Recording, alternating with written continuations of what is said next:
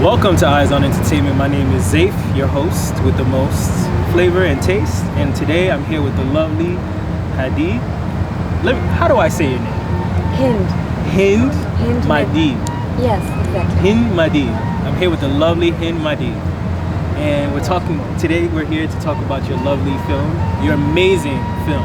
Thank you. About Sudan. Sudan Remember Us, correct? Am I correct? Yeah, exactly. Which I got a chance to watch, and I have so many questions to dive into and watching your film. But before we jump into the questions, tell us a little bit about you, your history, her story. First of all, we have to say it's quite incredible because it's a documentary and it's coming out all over the United States in independent cinemas. And it's very rare to have films coming from the Middle East, from Africa, on the American screens. And this is the job of beautiful people, Watermelon Pictures, who already distributed The Encampments and Ground Zero, like very special movies from Palestine. I see that you're wearing the Palestinian scarf. Free Palestine. Yes, and Sudan and Palestine it's the same fight, same fight for freedom. And I think that Sudanese people are really have solidarity with Palestinian people, and we don't speak enough about Sudan. So I agree with that. Yeah. I completely agree with that.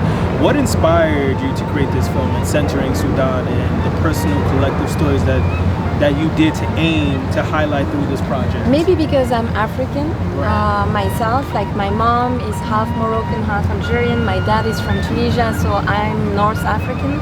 I was born and raised in Paris, and what inspired me to make this film is that in almost 10 years ago, 9 years ago, there was thousands of refugees sleeping in the streets of Paris and being really, really bad treated by the police, and asylum rights actually were not respected. And I was seeing that happening downstairs my house, and I started to to help people to translate their papers from Arabic to French. And I met a lot of Sudanese people. I always say I met Sudan in Paris. And then because the situation was so terrible, I started to make a film as a resistance act against how the French state was not even respecting human rights when there is always this storytelling. So yeah, there is always this storytelling about France, that it's a country of human rights. So I was oh my God, this is happening in front of me. And I made a movie, and the main character was Sudanese, and he was a poet. And when we finished the film and presented, and all my Sudanese friends, new friends came, and the revolution was happening in Sudan, and they were following on social media. They were very frustrated they couldn't go to their country. So they literally asked me, they said, but Hind, you can go, we can help you to go, and you can bring us back images of our revolution. And this is how it started. This film is really a story of friendship.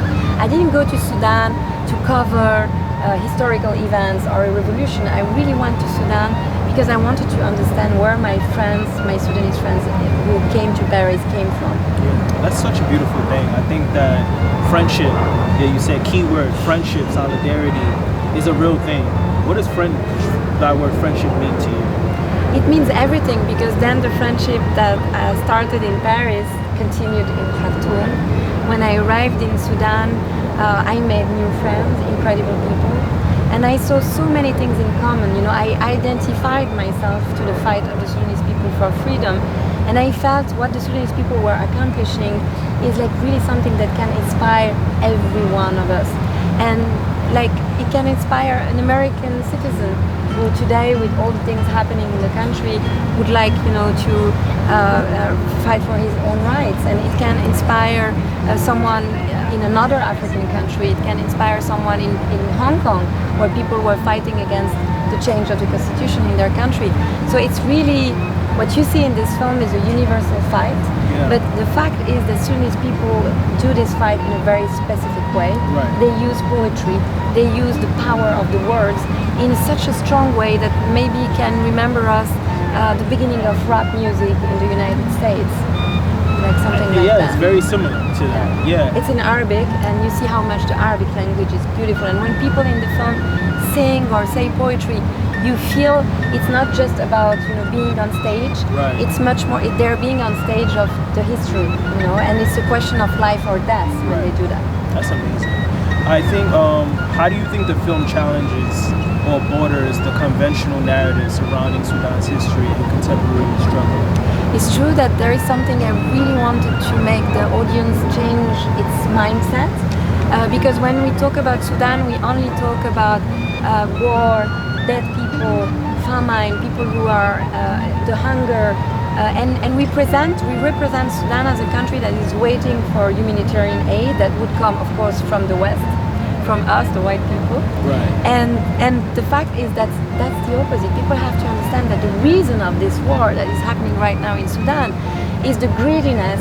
And it's because Sudan is a very rich country. There is so much land grabbing, especially it's happening from the Emirates and the Saudi people who are taking the land. So when there is massacres, they push people out of their land, and then this land is sold to people who make huge farms, and everything is like sent to other countries and doesn't stay in the country.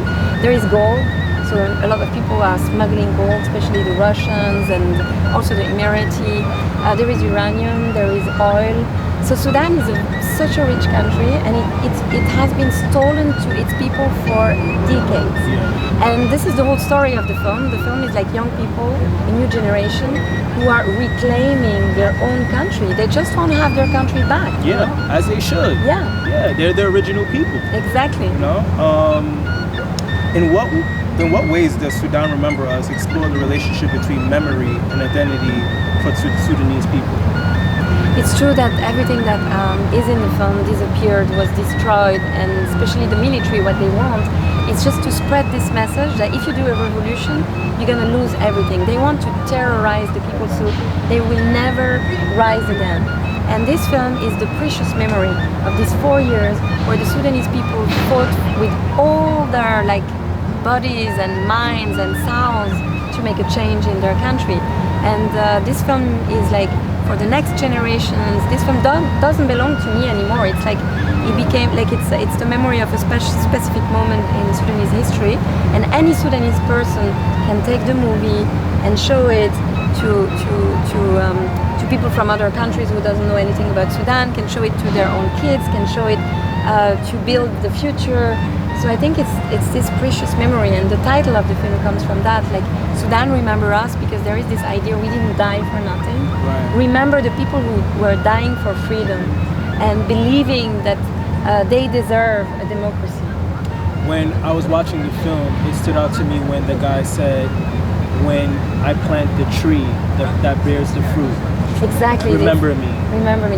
When he's talking to his friends, and he's saying when peace will come back, yes. Remember me. Right. When you will reconstruct the country, remember me.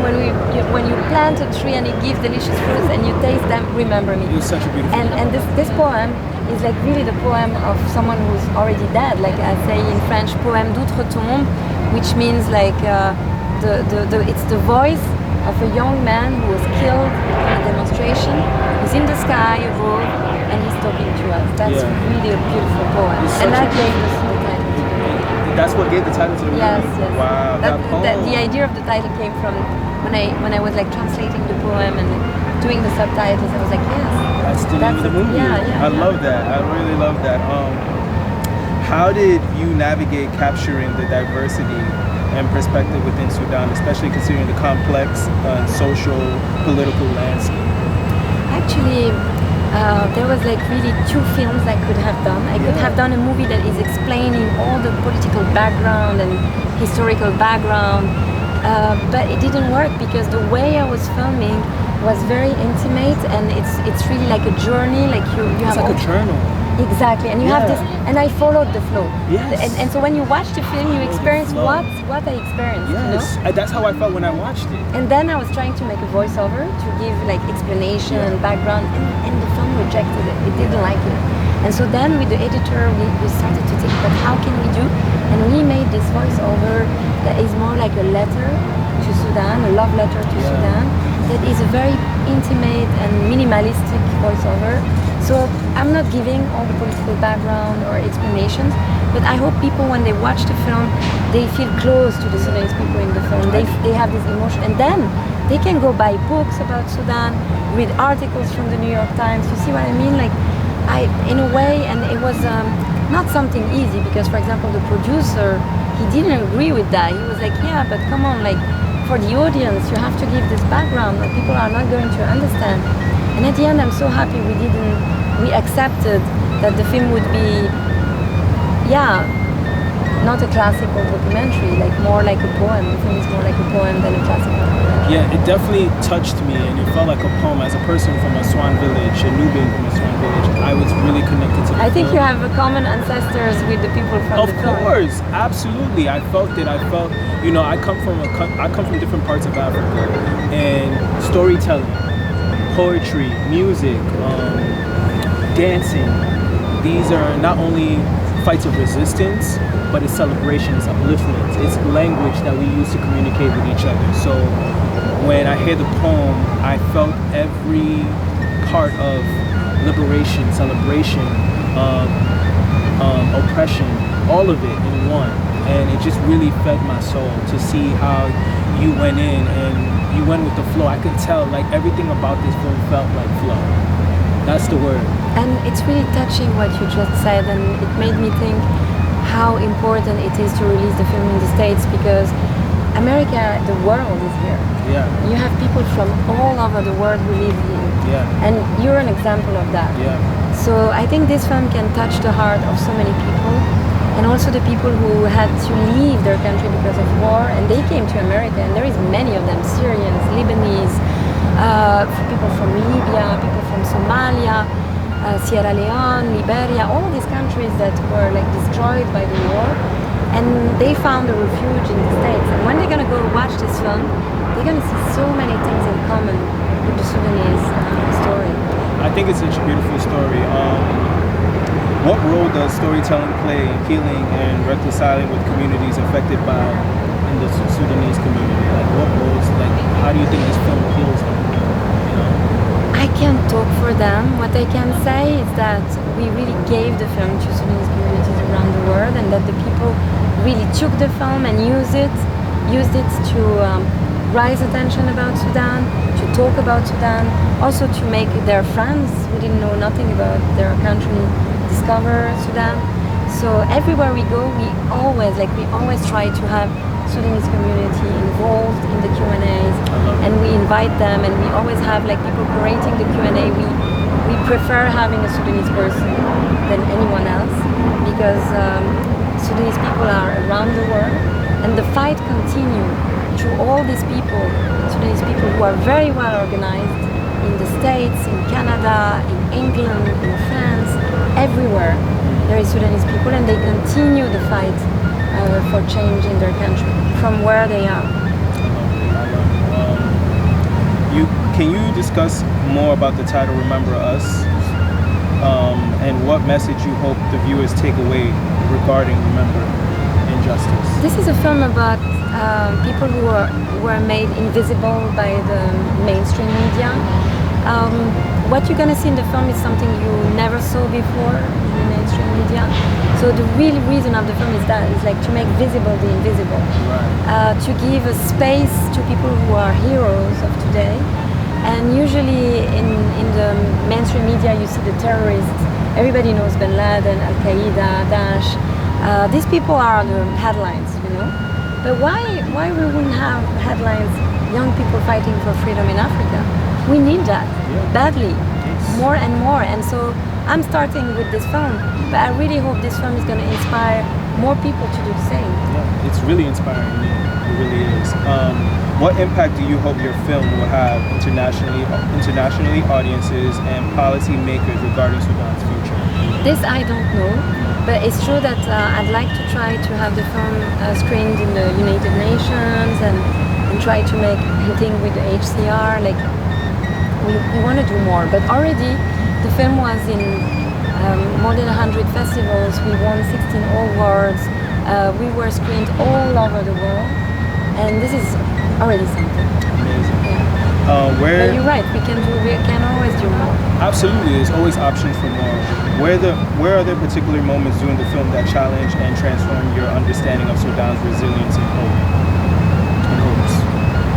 It's when Shajan, one of the young lady of the film, she says, you can kill a body, you can kill, but you cannot kill a soul. And Muzammil later, in an interview for Al Jazeera, he said, you can kill hundreds of thousands of us, but you cannot kill an idea, the idea of freedom. So these kinds of, visions that the protagonists of the film have are very strong, and they work for anyone, because nobody wants to live in war. Nobody wants to live under oppression. So as human beings, we all want the same. Yes. And so the Sudanese people, they're showing the way, and they're like doing it in a specific way. And they have the power of the beauty of the words and the poetry. And that's one of the principal reasons like pushing the audience to go and discover the film, because you just have, when you go watch the film, you don't have to think, you just let yourself go inside the movie, and you discover this music, this poetry, these words, and you see these beautiful people, and then the film is finished. It's very short, it's 1 hour and 15 minutes, so. Well, to end it, how do you envision the power of cinema contributing to social change, especially in regions experiencing outgoing conflict like Sudan? I used to be a journalist, and it's been 10 years I quit. I don't want to work for TVs or have a boss who tells me what to bring back, because I think that's the difference between journalism and cinema and documentary and cinema founds, who gives you this freedom that you go somewhere and you listen to the people you go and meet. And you don't have like a prevision of what these people should tell you or how it should look like. So you give there is this space, you give space to the people you film. And that's, I think, the most important thing. That's amazing. Well, this is Eyes on Entertainment. I'm ZAFE, and I'm with the beautiful and lovely Hind Meddeb. Did I say your last name right? Thank you so much. Yes. Yes, I said it right. Thank you. Keep your eyes on. Yeah, and you can follow the movie on Instagram, Sudan Remember Us. Sudan Remember Us, and follow us on Instagram, Eyes on Mag, and sign up for our newsletters on eyesonmag.com, and subscribe to our YouTube channel. Thank you so much, guys. Keep your eyes on.